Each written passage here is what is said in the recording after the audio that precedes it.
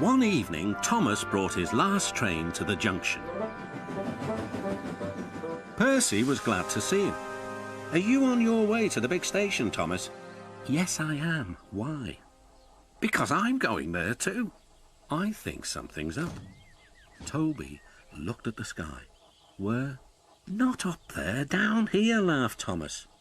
"How can something be up when it's down?" Thomas was too excited to explain.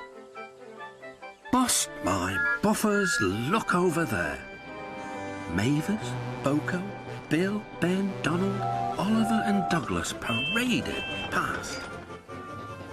"Good evening, you three," whistled Donald. "Aren't we all a fine sight?" "Very splendid indeed," admired Toby. "But sorry we can't stop. The Fat Controller wants us all together at the station." "What is this about?" asked Thomas. "The Fat Controller has a plan," answered his driver. "Come on." So they followed the other engines to the big station at the end of the line.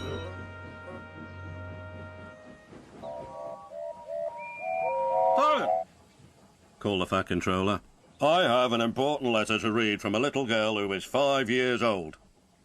"Dear Thomas and all the engines, please, can I meet you? My friends say they would like to meet you too. You could come to my house for tea, but my mummy says there aren't any railway tracks to my house. Can you come to the station instead? Thank you very much."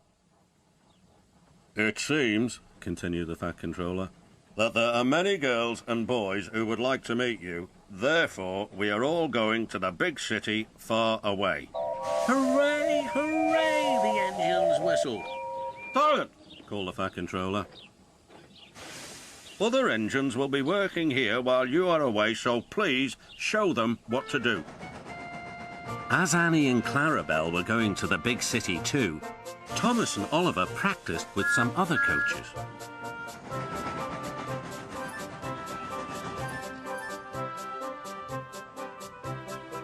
Thomas grew more and more excited. Too excited for his own good. "I'm glad I'm a splendid engine," he puffed. "The Fat Controller thinks I'm really useful. I had a race with Bertie once. I whooshed through the tunnel and stopped an inch from the buffers." Then Thomas made his mistake. "Just like this," he boasted.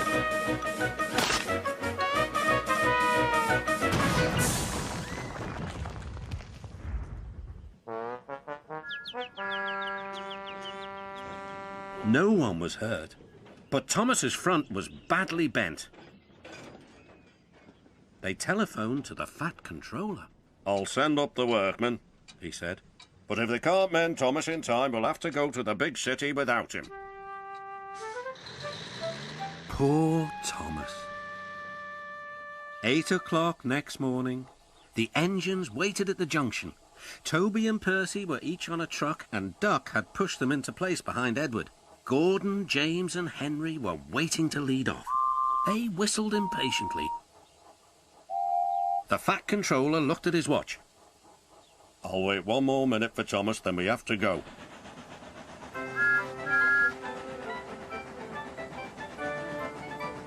"Oh, thank goodness you're still here," panted Thomas. "I hope we're not late, as it's just after 8. The guard blew his whistle and waved his flag. The engines cheered. "Look out, big city, here we come!" And the cavalcade puffed away.